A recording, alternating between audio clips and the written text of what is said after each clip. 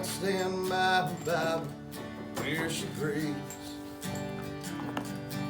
It's just a to-do list that's the same as yesterday. Every morning she just stares at those two words, and she knows they're both a blessing and a curse. He tried everything he could to fix that faucet.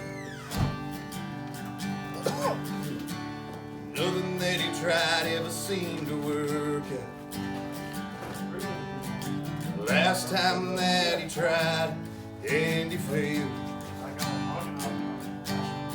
he cursed that leaky faucet straight to hell.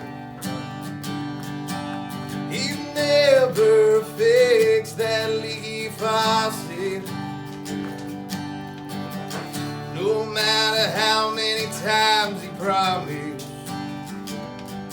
No, she'll never fix that leaky faucet. It's just the last thing on his list he didn't cross out.